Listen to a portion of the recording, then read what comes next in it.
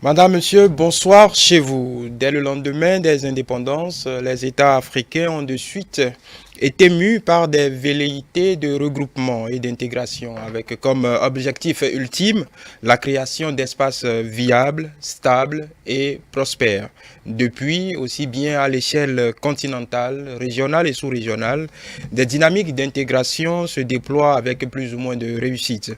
Notre sous-région n'échappe pas à cette dynamique et affiche même à des degrés divers des résultats plus qu'aboutis en comparaison à d'autres parties du continent.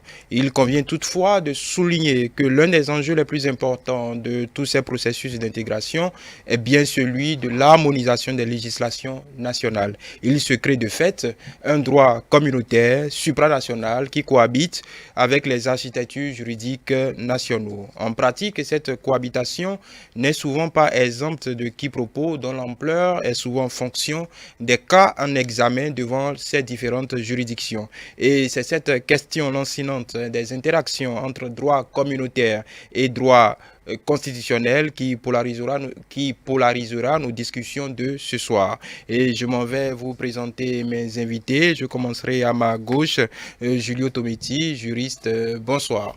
Bonsoir et bonsoir aux téléspectateurs de télé. Et le docteur Hervé Martins, spécialiste en droit public. Merci de nous avoir rejoints pour le débat technique de ce soir. Merci, monsieur le journaliste. Tout le plaisir pour nous. Bonsoir aux téléspectateurs. Alors, je vais rester avec vous. Le droit communautaire, c'est quoi? Au fait, nous pouvons dire que simplement, pour ne pas rentrer dans certains débats doctrinaux, tout ça là, que le droit communautaire, c'est le droit qui s'applique aux États. Puisque n'oublions pas que la raison d'être d'un État même, c'est sa souveraineté. Donc, nul n'est au-dessus de l'État à l'international. L'État consent librement, concède, et l'État, on peut dire, on ne pose rien à l'État. C'est l'État même qui décide d'être soumis ou ne pas être soumis. Donc, c'est le droit qui régit en quelque sorte les relations entre États souverains, qui est le droit communautaire, oui, avec ses subtilités, oui, pour être simple. Oui, pour être simple. Pourquoi pourquoi a-t-on besoin, par exemple, d'un droit particulier dans l'espace UEMOA, à titre d'exemple? Pourquoi ne nous contentons pas juste du droit international, par exemple? Comme le docteur l'a dit tout à l'heure, vous avez chaque espace géographique a ses réalités. Et les États, compte tenu de leurs objectifs, compte tenu du rapprochement des similitudes qu'ils puissent avoir entre les objectifs, se regroupent en des communautés. C'est ainsi qu'en Afrique de l'Ouest, par exemple, nous avons l'UEMOA, nous avons la CEDEAO, au niveau de l'Afrique centrale, même l'Union africaine, qui est aussi une organisation régionale. Et donc, le Bénin, par exemple, ne partageant pas les mêmes réalités socio-économiques avec, par exemple, la France ou les États-Unis, l'Italie, les États ne peuvent pas se contenter des normes internationales. Donc, on a besoin de se regrouper en de petits groupes régionaux, en des groupes régionaux, sous-régionaux, en visant un certain nombre d'objectifs précisément, comme on l'a dit tantôt, la CEDEAO et l'UEMOA. Et donc, lorsque les États décident de se mettre ensemble, comme il l'a dit tantôt, donc chacun aliène une partie de sa souveraineté pour accepter se mettre dans une forme de contrat. Une forme de contrat qui agit au sein des États, mais qui a aussi des relents jusqu'au plan interne. Parce que, comme l'avait dit par rapport à l'UEMOA, il y a certaines matières, il y a certaines professions, de sorte qu'aujourd'hui, un avocat béninois peut aller peut-être à Lomé, peut aller un peu partout en Côte d'Ivoire. Je ne sais pas si vous comprenez. Et c'est cet espace régional qui lui permet, au niveau interne, au niveau régional ou sous-régional, faire baisser les frontières pour avoir, comme on peut le dire, une certaine rapprochement entre les États. Donc, les États, en partant à ces traités, donnent leur accord. En donnant cet accord-là, ils aliènent une part de leur souveraineté. Donc, ils sont désormais soumis aux normes communautaires auxquelles eux-mêmes ils sont partis. Alors, ok, quand nous nous appesantissons un peu sur cette on va dire, cette intégration juridique. Il y a différents moyens, il y a différentes techniques. Ça va de l'unification, de l'uniformisation ou de la... Quelle est la différence entre ces thèmes techniques? Uniformisation, harmonisation. Est-ce que tout ça désigne la même chose ou il y a des spécificités propres? Quand on parle d'harmonisation des droits, des juridictions nationales, est-ce différent, par exemple, de l'unification de ces principes? Oui, allez-y. Il y a quelques différences entre ces éléments. L'unification procède de ce que les États, en toute matière, se mettent ensemble et donc sont régis par les mêmes règles, quelles que soient les matières. Mais l'harmonisation concerne des domaines précis. Comme par exemple, en Afrique de l'Ouest, en Afrique, nous avons l'OHADA, par exemple, qui réglemente les affaires. De sorte que quand vous prenez l'OHADA dans sa quintessence, vous constatez que l'OHADA régit le droit des affaires de manière générale et laisse un petit espace aux États pour des questions internes. Donc, chaque fois, les dispositions renvoient aux lois nationales lorsque ces questions ne peuvent pas être traitées au plan communautaire. Donc, pour dire que l'harmonisation, c'est que, comme son nom l'indique plus précisément, on harmonise nos textes pour que lorsque nous sommes en relation d'affaires, les règles ne puissent pas être différentes de l'un à l'autre. C'est-à-dire quoi? Un homme d'affaires béninois va à un contrat avec un Burkinabé, les règles sont les mêmes. C'est-à-dire quoi? Je ne serai pas obligé d'aller interroger la loi burkinabé pour voir ce qu'il dit, pour que les partenaires ne soient pas amenés à eux-mêmes à chaque fois établir leurs règles. Encore que lorsqu'il y a conflit, ce sont au niveau des institutions juridiques étatiques qu'ils font. Et donc, ces institutions-là ne pouvant fonctionner que sur la base des tests communautaires auxquels les États sont partis. Et donc, d'une manière générale, on peut dire que l'harmonisation a un degré moindre un peu que l'unification. Nous n'avons pas encore un processus d'unification en Afrique. Même il y a un peu ce processus-là en Europe, dans le cadre de l'Union européenne, mais ce n'est pas encore totalement ça. Ils se recherchent encore pour aller à cette unification qui, dans la pratique, paraît assez symptomatique, assez difficile. Docteur Martin, sur cette même question? Bon, nous pouvons dire, dans le cas d'espèces, que si on doit suivre un peu l'actualité, comme vient de dire M. Tometti, il y a, vous savez, à l'international, les relations entre États, les relations interétatiques sont un peu délicates. Donc, comment faire pour ménager chaque État?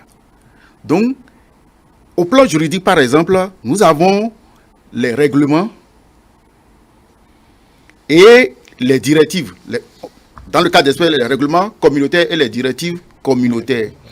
Quand les États décident, les États veulent régler une situation donnée. Ces États-là décident de s'associer. En s'associant, il y a ce qu'on appelle le traité, l'acte de naissance de cette structure. Dans cet acte de naissance, nous avons, les États disent quelle est la partie de leur souveraineté que ces États-là sont en train de léguer. Et comment les responsabilités, jusqu'à quel niveau, jusqu'à quel degré leurs responsabilités peuvent être engagées sur la base de cet accord. D'accord? Et maintenant, vous savez, comme c'est des tests de portée, d'une portée générale, il y a des tests qui viennent après pour préciser. Le règlement est de portée générale et ça s'intègre directement, ça se superpose au droit national, oui, à la Constitution. Justement, c'est ce mécanisme-là qui est intéressant de décrire. Comment cela se superpose? Comment on peut comprendre ça quand vous parlez de superposition? Est-ce que le droit communautaire reste au niveau intuitivement est au niveau supranational. Cet agencement, comment ça se fait de façon très concrète? Je sais pas, peut-être vous allez remarquer tout à l'heure, depuis, je suis en train d'insister sur la notion de souveraineté. Oui. C'est là le nœud gordien même de ces relations. La souveraineté veut que vous ne reconnaissez personne au-dessus de vous. Oui. Vous vous suffisez à vous-même. À vous-même. Personne ne peut s'imposer à vous, personne n'est au-dessus de vous. C'est-à-dire, un État de 100 habitants, peut-être un État comme le Bénin à l'international est l'égal d'un État comme les États-Unis. Un État, une voix. Mais c'est ce même État qui se lève et qui dit « Je suis membre de telle organisation ». Dès lors que vous vous levez de façon libre et vous allez contracter, on dit que les contrats constituent la loi des partis. C'est vous-même qui vous êtes levé. Personne ne vous a obligé. Vous êtes levé, vous avez décidé de vous soumettre, d'être parti à un test. Ça veut dire que le test là s'impose à vous sans distinction. Maintenant, c'est des tests au départ qui ne donnent pas certains détails. C'est pourquoi nous pouvons par exemple faire recours à l'article 147, oui, de la loi, la constitution révisée du Bénin. Et je donne, il faut les références. Ok, la loi 2019-40 du 7 novembre 2019 portant révision de la constitution du Bénin. L'article 147. Les traités ou accords régulièrement ratifiés ont dès leur publication une autorité supérieure à celle des lois, sous réserve pour chaque accord ou traité de son application par l'autre partie. Pacta sous servanda. Dès lors que l'autre partie applique, vous devez l'appliquer aussi et ça s'impose à vous. Mais quand l'autre partie ne l'applique pas, ça ne s'impose pas à vous. Un principe de réciprocité. C'est le principe de réciprocité, merci. Donc, ce sont nos tests même qui ont prévu ce système. Donc, si l'État béninois ne voulait pas, par exemple, qu'on lui applique un test, personne ne l'oblige à être parti à ces tests. Mais dès lors que vous acceptez librement d'adhérer à ces organisations, vous avez l'obligation de respecter cette aide, de vous soumettre aux conditions. Et nos tests l'ont prévu.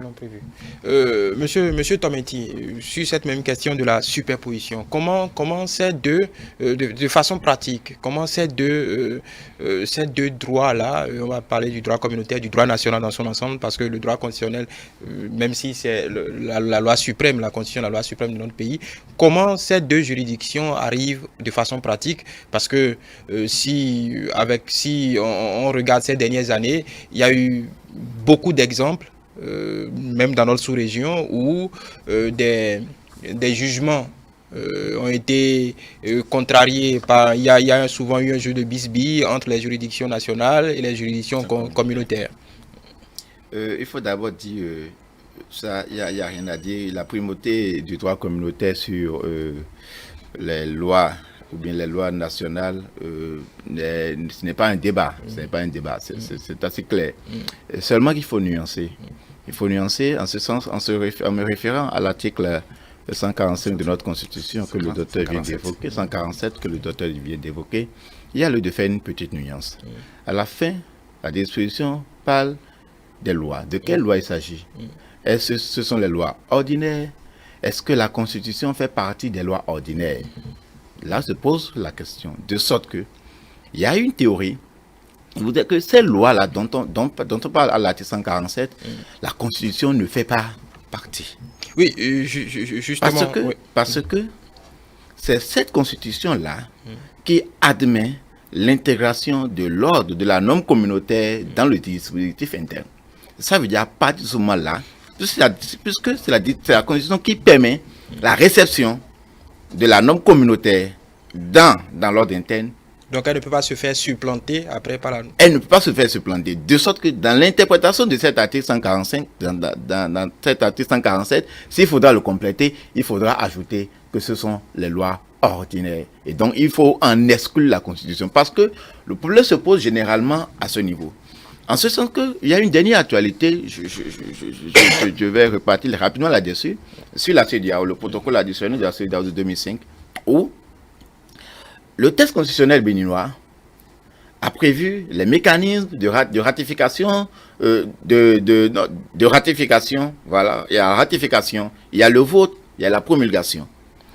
Ce protocole a décrit un processus qui permet la réception directement dans l'ordre interne sans passer par la ratification, en ce sens que si un certain nombre d'États ratifiaient que la disposition peut entrer dans l'ordre interne, ce qui est contraire à la Constitution béninoise.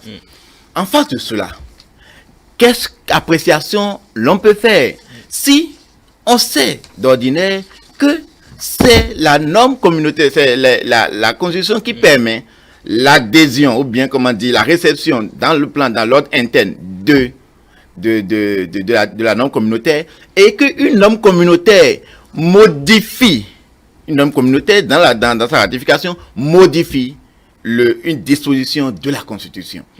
La question s'était posée. Et les avis sont toujours partagés sur la question. Je ne voudrais pas peut-être donner une opinion sur la question, mais je voudrais revenir vous dire, il faudra exclure, dans l'interprétation de cet article 47, il faudra exclure la Constitution parce que la Constitution a une valeur supérieure aux lois ordinaires. Oui, justement, cette question est importante parce que dernièrement, on parlait de l'actualité, nous n'allons pas revenir sur le fond de ces dossiers-là. La Cour de justice de l'UEMOA, dans sa requête numéro 20R002 du 22 janvier 2020, aux fins de mise en œuvre de l'article 14 du protocole additionnel numéro 1 relatif aux organes de contrôle de l'UEMOA, a sorti une décision contre une autre décision de la Cour constitutionnelle du Bénin. Et dans sa décision, elle réaffirme la primauté de l'ordre juridique de l'Union dans son intégralité sur les ordres juridiques nationaux, et que cela implique qu'aucune disposition juridique administrative, législative, juridictionnelle et même de niveau constitutionnel interne ne saurait être utilisée pour mettre en échec le droit communautaire. Est-ce que ça ne contredit pas quelque peu ce que vous venez d'affirmer? Oui, c'est pourquoi je disais tantôt en finissant que le débat reste ouvert. Le débat reste ouvert en ce sens que lorsque nous admettons de tels mécanismes, parce que le mécanisme constitutionnel qui est prévu, c'est un mécanisme qui permet, lorsque les chefs d'État et de gouvernement veulent partir à ces accords, veulent ratifier ces accords, de tenir compte de leur ordre constitutionnel pour ratifier des accords au plan communautaire. Sinon, il se passera un jour où un chef d'État ira peut-être ratifier ou signer un traité qui soit foncièrement en contradiction avec l'ordre juridique interne, notamment l'ordre juridique constitutionnel. Et là, qu'est-ce qu'il faut faire? C'est pourquoi je dis, est-ce qu'à chaque fois, si on admettait ce principe-là, parce que moi je suis un peu jaloux, comme le docteur l'a dit tantôt, je suis jaloux de la souveraineté, et l'élément qui garantit cette souveraineté, c'est la Constitution. Et donc, je n'admets pas, je ne comprends pas que dans le processus de ratification, dans le processus de réception des normes communautaires, on puisse accepter que l'élément qui permet de réceptionner ces normes communautaires-là soit balayé du revers. Oui, ça veut dire que à tout moment, un juge communautaire peut remettre en cause la Constitution, c'est-à-dire quoi, le mécanisme juridictionnel interne. Et donc ça pose un problème. C'est à dessein que dans l'intitulé, que dans la thématique telle qu'énoncée de notre émission, on a focalisé sur le droit constitutionnel, on pouvait dire simplement droit national, en cette matière de la Constitution. Constitution, droit communautaire, droit constitutionnel, comment cet agencement se fait? Cette question de primauté. Oui. Vous savez, c'est un débat doctrinal vraiment très dense. Et le cadre n'est pas approprié pour mener. Non, c'est pourquoi on est là. C'est pourquoi on est là. Pour expliciter, on peut. Donc, permettez que nous soyons, peut-être que les gens, c'est pourquoi j'évite de conclure ou bien oui, de donner les téléspectateurs verront peut-être se dire non, mais les gens là sont sur le plateau, pourquoi ils parlent aussi terrain. Il faut totalement mettre le niveau très bas pour que tout le monde participe au débat. Oui. Il y a deux types de juges là. Nous allons faire un tout petit peu de tout là. Il y a deux types de juges. Il y a le juge constitutionnel et le juge communautaire. Oui. Le juge constitutionnel est le juge de la constitutionnalité. Il est au plan interne. Tout ce qu'il y a comme ordonnancement juridique, test juridique au plan national doit être conforme à la Constitution. D'accord? Si le test n'est pas conforme à la Constitution, il ne peut pas exister dans l'ordonnancement juridique. Maintenant, si nous prenons par exemple le cas du Bénin, avant 1990, il existait des tests constitutionnels. Oui. Avant 1990, il y avait des constitutions, mais il n'y avait pas le juge constitutionnel. C'est à partir de 1990, nous avons eu le juge constitutionnel, le juge de la constitutionnalité des lois. Donc, il y avait des tests qui étaient contraires aux tests de la Constitution de 90 et puis maintenant de la Constitution révisée de 2019 qui existait. Maintenant, il y a un mécanisme pour pouvoir extirper ces tests-là contraires à la Constitution. Parce que il faut, une fois que la loi a été votée et est en vigueur, si vous ne revenez pas, vous prenez un acte pour sortir, extirper ce test-là, le test-là sera toujours en vigueur. C'est là où il y a le mécanisme de l'exception d'inconstitutionnalité qui est prévu par le test de la Constitution. Lors d'un procès, si on veut vous appliquer un test que vous estimez contraire à la Constitution, vous demandez au juge de surseoir, sur statuer, vous saisissez le juge constitutionnel, vous lui demandez de contrôler la constitutionnalité de ce test-là. Qu'on veut vous appliquer un test, mais que le test est non conforme à la Constitution. Et le juge constitutionnel se prononce avant que le juge judiciaire ne continue. Ça, c'est un. Maintenant, le juge communautaire ne touche pas à la Constitution des États. Le juge constitutionnel et le juge communautaire interprètent les tests fondateurs et les différents actes juridiques qui existent dans l'ordonnancement communautaire. C'est pourquoi je disais tout à l'heure, c'est vous-même qui vous êtes levé pour aller vous lier. Maintenant, au moment où vous allez vous lier, si les tests par lesquels vous voulez vous lier à l'international, les tests là sont contraires à votre droit interne, à la Constitution, soit vous demandez lors des négociations que l'on ajuste ce test selon votre droit interne, soit vous revenez et vous révisez votre Constitution pour vous mettre à jour par rapport à ce test.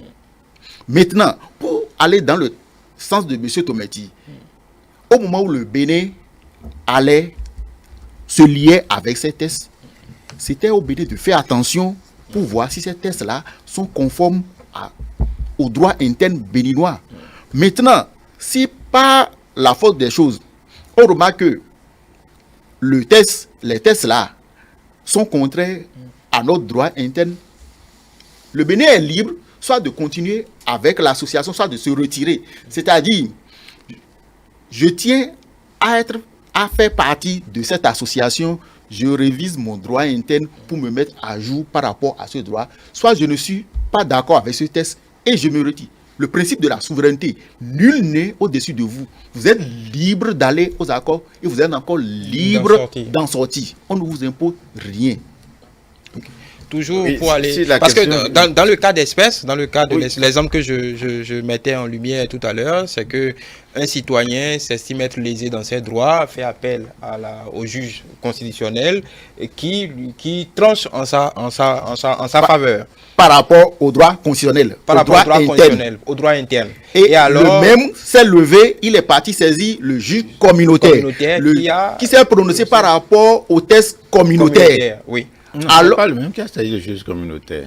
Pas le même juge. C'est je ne parle pas, excusez-moi, je ne parle pas spécifiquement je suis en train du citoyen, puisque dès lors que l'État a accepté de se lier, les citoyens ont la possibilité de saisir la juridiction communautaire. Donc, si vous n'obtenez pas satisfaction au plan interne, puisque c'est vous-même qui avez dit que le droit là, soit il s'impose, il se superpose à votre droit, soit il s'intègre à votre droit interne, mais tout juste en dessous de la Constitution, ça vient tout juste après la Constitution. Donc, c'est des tests qui sont supérieurs aux lois ordinaires. Donc, des tests qui sont dans le dispositif. Donc, si vous n'êtes pas satisfait au plan national, vous pouvez aller au plan international.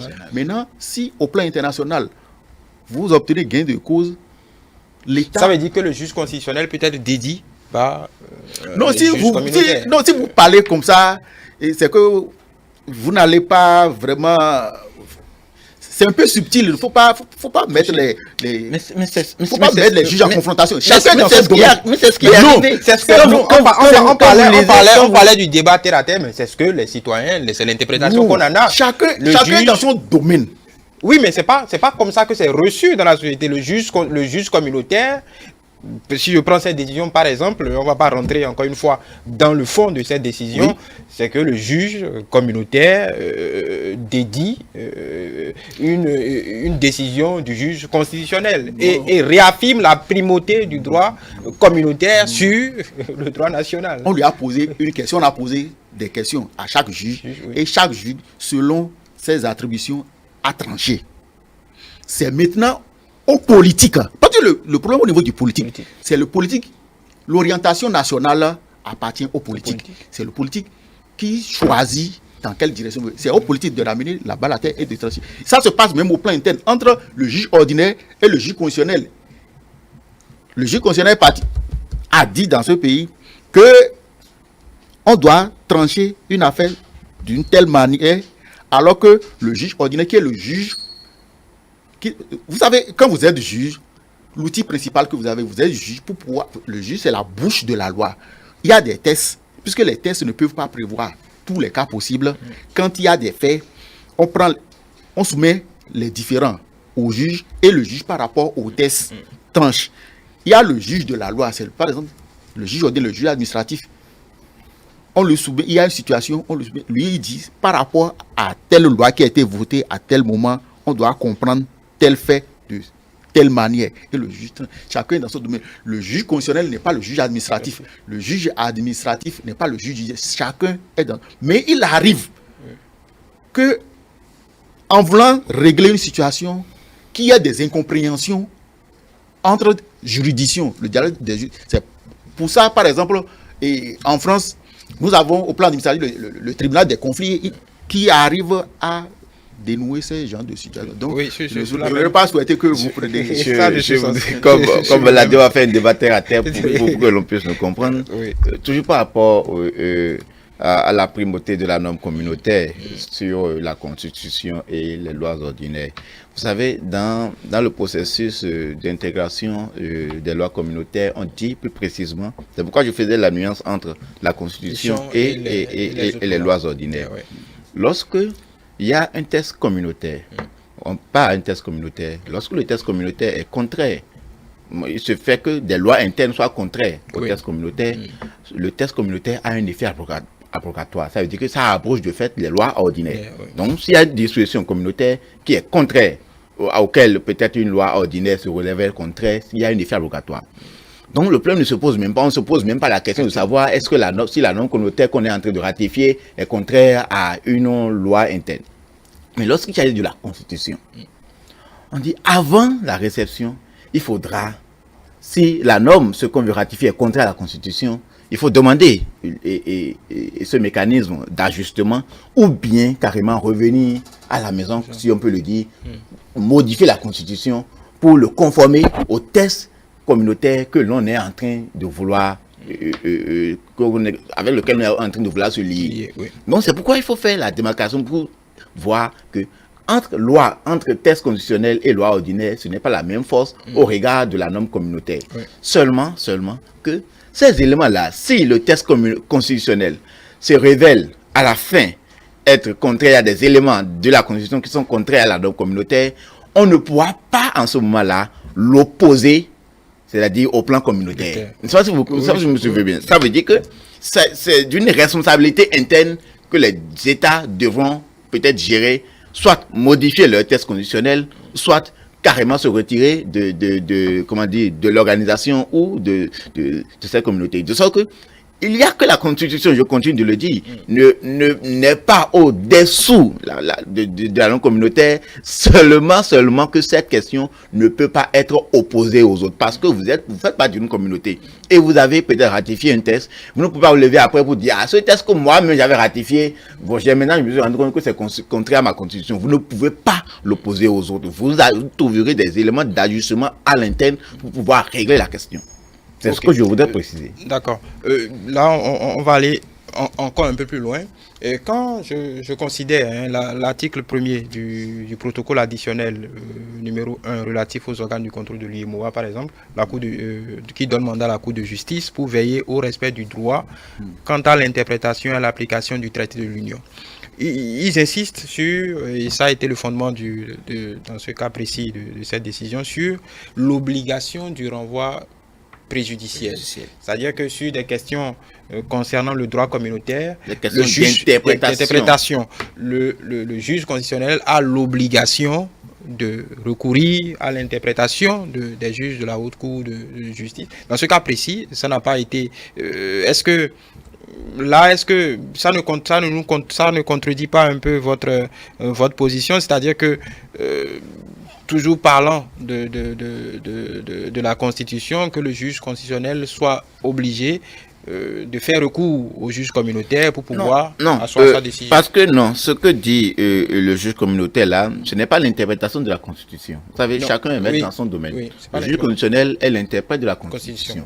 Le juge communautaire, tel que ça a été dit, est l'interprète de la norme communautaire. C'est-à-dire que lorsque la norme communautaire, l'appréhension de la norme communautaire est ambiguë, le juge communautaire n'est pas à l'interpréter. Le juge communautaire a à faire un renvoi préjudiciel au juge communautaire pour l'interpréter. Et donc, de son interprétation, le juge constitutionnel pourra ensuite rendre sa décision en se fondant sur le sens que le juge communautaire a donné à la disposition. Donc, il ne s'agit pas de la Constitution, mais il s'agit de la norme communautaire. Comme je l'ai dit, chacun est jaloux de l'instrument qu'il a à sa disposition. Mais toujours dans le cas d'espèce, le juge constitutionnel s'est reposé sur la Constitution du Bénin, en l'occurrence, pour donner raison aux citoyens qui évoque le droit à pratiquer la profession d'avocat. Voilà. Oui, voilà, je vais dire quelque chose. En fait, le juge communautaire, je dirais peut-être s'est trompé. Parce que j'estime que dans la décision de la Cour constitutionnelle, la Cour constitutionnelle n'était pas allée dans une interprétation de la norme communautaire. Parce que quoi? Vous savez, on interprète ce qui semble à première vue ambigu. On fait un renvoi préjudiciel lorsque la compréhension de la disposition est ambiguë.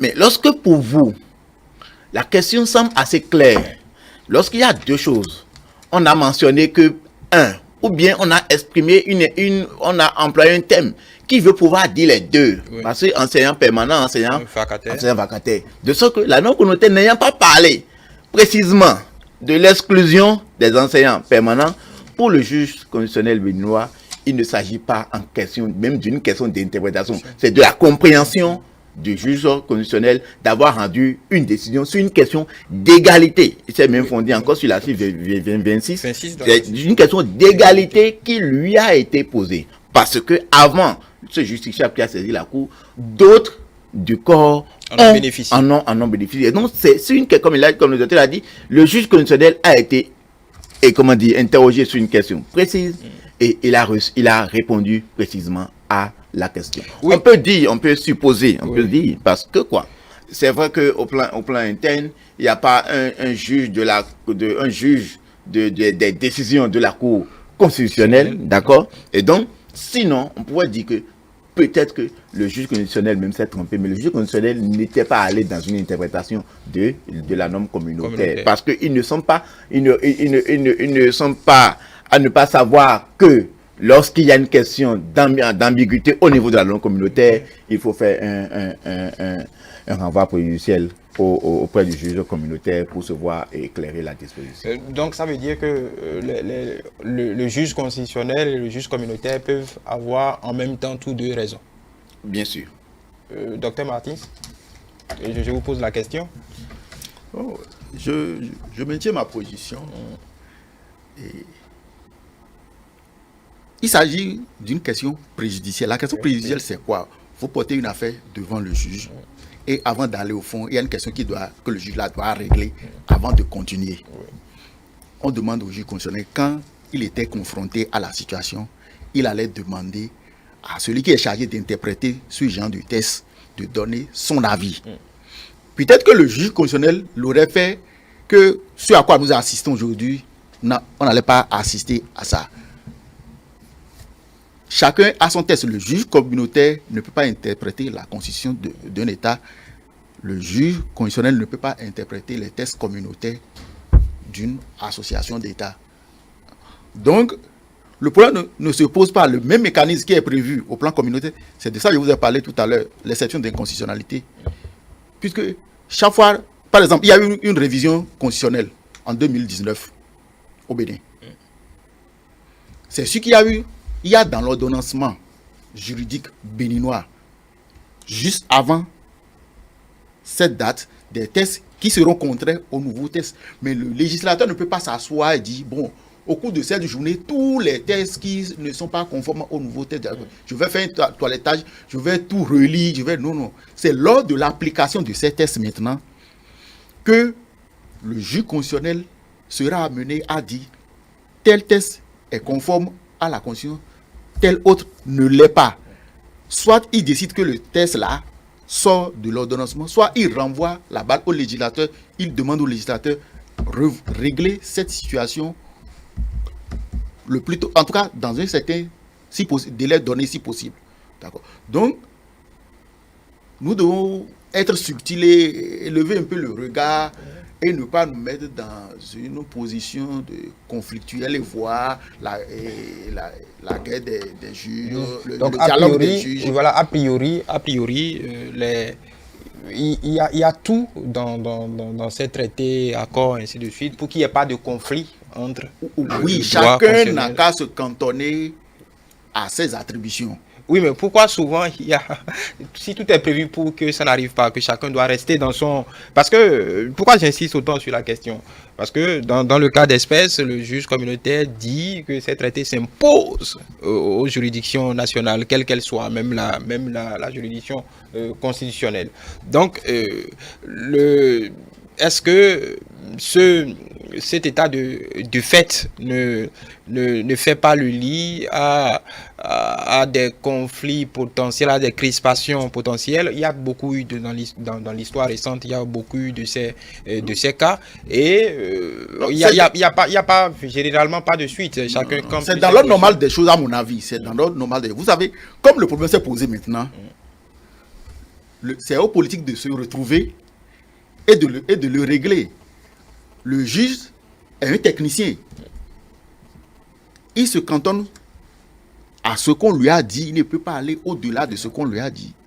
Si le politique estime que le test pose problème, il se retrouve. C'est pourquoi, dans le processus d'élaboration de ces tests, il y a une phase de négociation. D'abord, il y a des techniciens qui se déplacent, tous les techniciens des États concernés. C'est-à-dire, si nous prenons par exemple un test qui est relatif à l'environnement, tous les spécialistes chargés des questions environnementales dans chaque État se retrouvent et élaborent d'abord les tests. Ils se retirent, ils soumettent les tests là à leur gouvernement respectif. Les gouvernements respectifs aussi font le traitement qu'il faut. Et après, les ministres de chaque État se retrouvent pour mettre encore à jour ces tests.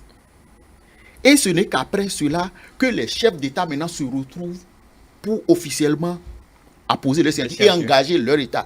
Donc, vous voyez, durant tout ce processus-là, vous devez être éveillé et voir si ce que vous êtes en train de faire est conforme à votre législation. Si vous n'êtes pas d'accord, vous attirez l'attention dessus. Ici, là, ça pose problème. Soit on fait demi-tour, on va modifier notre test, soit on demande, revoyez un peu le test à ce niveau pour que ça soit conforme à nos tests. Quand vous avez fini ce processus et vous avez commencé déjà par bénéficier des retombées de ces tests, vous ne pouvez pas revenir du jour au lendemain. Parce qu'à l'international, il y a ce qu'on appelle le gentleman agreement. Si vous voulez qu'on vous respecte, si vous voulez que vous être un État fréquentable en griffe, vous devez respecter les tests. Dès lors que vous respectez les tests, on voit que vous êtes fréquentable. Mais quand vous ne respectez pas les tests, vous n'êtes plus fréquentable. Donc on voit que il y a parce que quelqu'un qui se respecte les tests, ce sont les tests qui font les associations.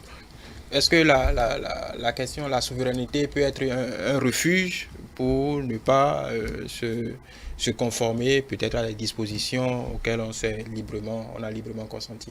Non, non, parce qu'il y a un principe général que en matière communautaire, la volonté d'un État ne peut pas s'imposer à celle de l'ensemble d'une communauté auquel l'État est parti. Donc, l'État ne peut pas se prévaloir de sa souveraineté pour ne pas respecter les normes communautaires auxquelles lui-même est parti. Ce principe est clair. Et l'essentiel qu'il faut souhaiter, c'est que on peut trouver l'attelage nécessaire entre les normes communautaires et les normes internes. Moi, je suis les normes internes pour que ces questions ne se posent pas. Parce que moi, je suis mon centre d'analyse va beaucoup plus dans la responsabilité des États. C'est-à-dire quoi? Dans le processus de négociation, de signature, de ratification, il faut que l'on soit vraiment rigoureux. Moi, je ne comprends pas, par exemple, sur la question qui s'est posée à l'UEMOA la dernière fois, notamment sur la loi sur le barreau de 1965, je ne comprends pas qu'après la norme communautaire, qu'on ne révise pas cette loi sur le barreau. Je ne sais pas quel stop de fétichisme il y a pour que l'on ne conforme pas la norme, ce qui est dans le truc là, dans la loi sur le barreau, à la norme communautaire, pour que cette question se pose. Parce que, en l'espèce, la Cour constitutionnelle s'est fondée non pas prioritairement sur la norme communautaire, mais sur sa constitution, parce que c'est une question d'égalité, qui dit que l'égalité est une principale valeur constitutionnelle inscrite dans le texte constitutionnel à l'article 26. Et donc, le juge constitutionnel, dans sa position, je peux dire, a raison. Je peux dire peut-être même chacun a raison. Pourquoi je suis de ceux qui pensent que lorsque vous allez poser un acte à l'extérieur, lorsque vous avez des principes chez vous, et vous allez poser un acte à l'extérieur, vous sentez qu'il y a dans votre arsenal juridique interne des éléments qui sont en contradiction, qui peuvent être en contradiction, qui peuvent mettre des gens en difficulté. Après, il faut penser, les retoucher, les modifier pour être en conformité avec ce à quoi vous êtes parti à l'extérieur. Vous êtes du même avis? Tout à fait, je suis et plus encore, c'est-à-dire même au moment où le test même est déjà en vigueur, c'est-à-dire si le test vient de façon postérieure, c'est-à-dire si c'est après les négociations,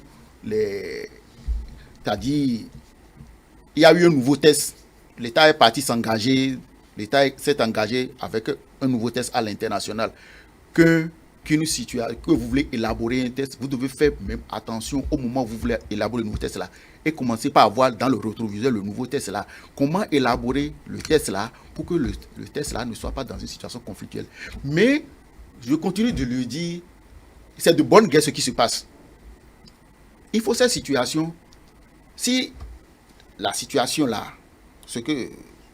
la situation à laquelle fait référence. Oui, pour que nos téléspectateurs comprennent, il s'agit d'un prof, d'un agrégé de droit, enseignant de son état, qui demande son inscription à l'ordre des avocats. Cette demande a été rejetée dans un premier temps par l'ordre des avocats. Donc, ce professeur a fait recours à la Cour constitutionnelle, précisément pour réclamer ce principe d'égalité. La Haute Cour de justice de l'UEMOA est intervenue entre-temps pour aller dans une disposition, disons, décision. La Cour constitutionnelle a fait droit à la requête de l'intéressé. Et la dernière décision, c'est que la Cour de justice de l'UEMOA est venue prendre une décision, qu'on va dire, contraire à celle-là. Donc c'est de ça qu'il s'agit pour que les gens comprennent très bien sans aller au fond du sujet. Ouais. Donc c'est ça que je disais. Je dis, s'il n'y avait pas eu ce différend sur l'interprétation des tests, le test là allait rester encore dans l'ordonnancement juridique béninois. C'est grâce à ce différend maintenant que on pourra mettre à jour ce test. Sinon, ce test sera en train de dormir là. C'est ça que j'étais en train de parler de l'exception d'inconstitutionnalité. Il faut ce genre de situation pour que des tests qui sont contraires puissent être ajustés, soit ou à défaut retirés de l'ordonnancement juridique. Parce qu'on ne peut pas demander aux législateurs du jour au lendemain et bon, de revoir tous les tests. Non, c'est lors de la pratique, lors des différents, quand l'affaire est portée au prétoire du juge que on se laisse. Pourquoi on a parlé de questions préjudicielles? Le juge arrête et demande l'avis de la juridiction compétente pour connaître de l'affaire. Et maintenant, quand cette juridiction se prononce, le juge là maintenant se sert de l'interprétation que donne cette juridiction pour pouvoir continuer le travail. Donc, c'est-à-dire, les institutions doivent aller de concert comme l'ont dit nos maîtres. Il ne faudrait pas que ça soit une situation où on profite pour se faire des... Non, chacun n'a qu'à essayer de rester dans son domaine. Et quand l'autre rend une décision, accepter on va tout. D'accord, oui. Est-ce que c'est aussi simple? Est-ce que c'est parce que c'est aussi simple, mais en fait la question qui me vient est que vous me permettez. Oui, allez-y, c'est moi qui pose la question. Vous posez la question, dit pour l'effectivité de ces normes-là, qu'est-ce qu'il faut faire aujourd'hui? Le juge constitutionnel a rendu, quand nous prenons l'espèce, le juge constitutionnel a rendu une décision, et de cette décision-là, tous les professeurs agrégés peuvent prétendre d'aller au barreau. Le juge communautaire a rendu une décision. Dans sa décision, seule une catégorie de ces professeurs peuvent prétendre d'aller au barreau. Qu'est-ce que l'on fait? Concrètement pour l'intéressé, parce que c'est la question, peut-être que c'est la question la plus pertinente. Là, dans cette situation, qu'est-ce qu'on fait? On repart à l'origine. Le règlement est de portée générale et s'applique directement dans le droit interne de tous les États. Et en cas de différend, il y a un juge spécialisé pour interpréter ce test. Le juge spécialisé a rendu sa décision. Il y a deux options possibles. Soit vous vous soumettez, soit vous refusez et vous vous retirez. Oui, justement, cette question est importante. Quels sont les moyens de contrainte? Est-ce que il n'y a pas... Est-ce qu'il y a des contraintes qui sont adossées à ces traités? Non, contre l'État. L'État est souverain, on ne peut pas emprisonner l'État. L'État est une personne, c'est une personne morale. Oui, bon, il n'y a pas que des contraintes physiques. Oui, il y a peut-être les astreintes. Oui. Il y a les astreintes, c'est-à-dire on dit à l'État, et il y a eu beaucoup de décisions comme ça au Bénin. Il y a une jurisprudence abondante à la matière. On dit, à partir de tel délai, si l'État ne donne pas suite, ne prête pas main forte à l'exécution de la décision par tel jour, chaque jour, l'État doit payer tel montant. C'est le seul moyen qu'on peut utiliser. Peut-être à la rigueur, vous savez, il y a un mécanisme à l'international, ce qu'on appelle des sociétés vampires, c'est-à-dire quand on rend de pareilles décisions et l'État s'entête, l'État dit non, je ne veux pas donner suite, et les astreintes commence pas à s'accumuler, ça passe à s'accumuler. Il y a des sociétés spécialisées qui achètent ça, c'est comme des actions, qui achètent cela et qui guettent une occasion où... Pour faire des saisies à l'international. Non, vous êtes peut-être parti, vous voulez obtenir un financement quelque part, il joue, il y a un lobby, on vous bloque, maintenant vous payez même au-delà de ce que vous devez payer normalement. Ou soit certaines portes se ferment à vous, on dit bon, ce sont des gens, ils ne donnent pas suite aux décisions, si nous allons vers eux maintenant et nous avons de différends avec eux, ça veut dire que nous allons subir les mêmes choses. Donc, on a intérêt à éviter au mieux cette situation. Au pire, quand ça arrive, rapidement trouver des moyens pour des terrains d'entente. Des portes de sortie. Des portes de sortie, merci. Bon, c'est un peu peut-être là, il faut peut-être départager un peu le droit international du droit communautaire. Le droit international qui est le droit des États. Oui. D'accord, le droit communautaire qui va jusqu'à vous et moi, c'est-à-dire qui intervient même dans les ordres internes comme même la famille, les affaires, ainsi de suite, ainsi de suite. De sorte qu'en l'espèce, comme je l'ai dit tantôt, l'État ne pouvant pas se prévaloir de ces normes internes pour s'opposer à une disposition communautaire, soit l'État respecte la jurisprudence communautaire, soit il se retire du traité de l'UMOA ou du protocole. De sorte qu'à l'état actuel des choses, on ne va même pas voir l'état, mais on va voir quelle est la position que le barreau du Bénin prendra par rapport à cela.